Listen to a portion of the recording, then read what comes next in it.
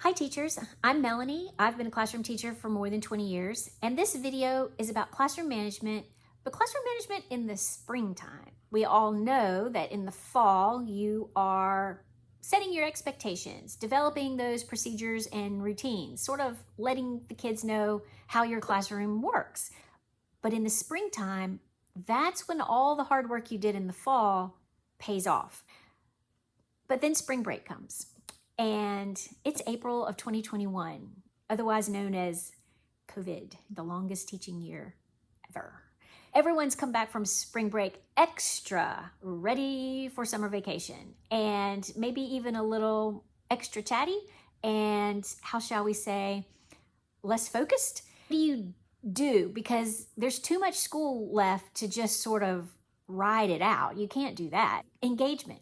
Engagement is king. That is tip number one. Engagement is king. Just like in the fall, in the springtime, engagement is king. So this is a time to pull out your most creative unit or put a new creative spin on something you know you have to teach.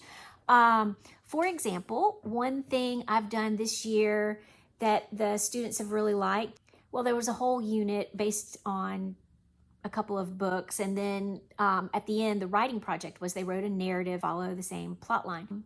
The interesting twist was that we took all of the sixth grade narratives, put them in one document, and then we're uploading it to Amazon.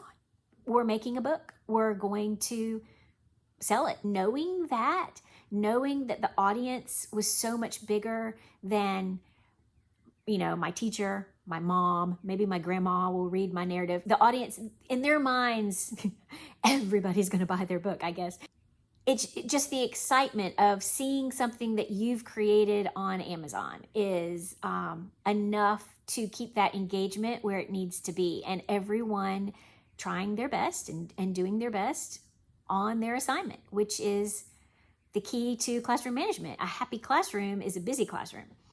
Another tip I have, say that you can create a free KDP account if, publishing a book to Amazon is something that you're interested in. They have templates. You just, drag things in. It's a promise. If I can do it, it's it's not hard. It's going to be so buried in books. And then, we really might sell it to a parent or a grandparent. And if we do, I just give the money to the school. It's not a big deal. Quite frankly, you don't really make that much money because of the printing cost. So I think mine's at the school will get $2 per book that's sold. So, every family won't even buy a book. So it's not about the money. It's just about seeing their product on Amazon, which is a legitimate marketplace. And that's enough to create the excitement that they need. Another tip, what do you do with that one little group that when it's time to be working, collaborating, they always seem to be off topic? The conversation is never about the task at hand. One strategy that seems to work for me is that I go over and insert myself in their conversation. I don't interrupt necessarily. I ask a question about whatever it is they're talking about and seem genuinely interested in the topic at hand. And then I'm able to say, oh, look guys, there's only 20 minutes left, or whatever the case may be. You better finish this up. Don't forget that the topic, blah, blah, blah, blah, sort of don't forget about the assignment. And you just sort of gently roll everybody back on task, because who works better if they're handled that way, and who works better with a more structured, firm voice. And sometimes what I have found in the spring is that a lot of times it's one of those kids that's always engaged and has done so well all year and feels so comfortable now in class. That can be someone that's constantly interrupting your mini lesson and not raising their hand. I have found that when it's one particular person, that's time to have the conversation in the hall where I say, okay, what's going on? Because this isn't like you. Something's different. And they're, what are you talking about? Well, I need the old, whatever name, Susie, Johnny, to come back. I need that role model student to come back, because it's not like you to keep interrupting me. Is something going on you need to tell me about? You know, it's sort of, I get my point across, but in a way that deflates and doesn't make that student feel defensive. Another strategy that can work for you, and you'll just have to feel it out to know if it'll work for your particular class, but it works for me in the springtime, is just to handle things in a very silly way. You can handle things that are driving you crazy in a silly way to, again, deflate the situation and yet make your point. Okay, so what do I mean by this? I've had that one student that keeps interrupting or whatever the case may be, and I might say, you, in front of everybody, you know, you are driving me crazy, and I'll get a marker and I'll say, you are getting a tattoo.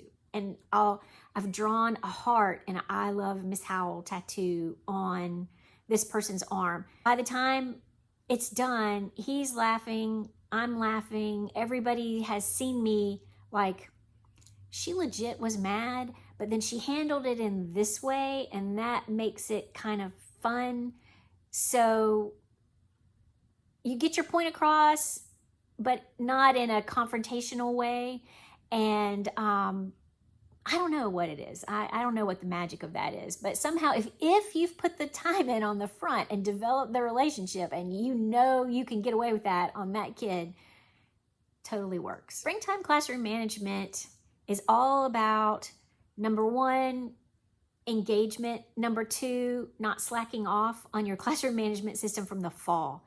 That's the whole thing. And we all know principals are already thinking about next year and budgets for next year. They don't want to deal with your classroom management problem. I mean, they will, but handle it. Handle it on your own. Figure out, I mean, as long as it's not too serious. I mean, I'll say I'm in a great situation. I'm not like some of you having to deal with people who throw books or tip over a desk. My world's pretty soft compared to that.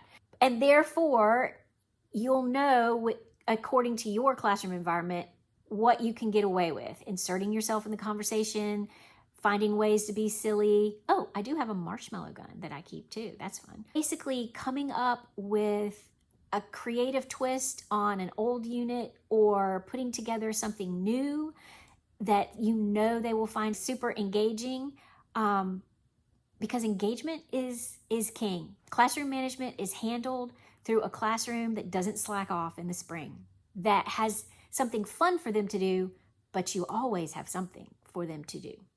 All right, teachers, I hope you enjoyed this video. I hope you'll give it a thumbs up and all that kind of good stuff. And I appreciate you watching. Bye.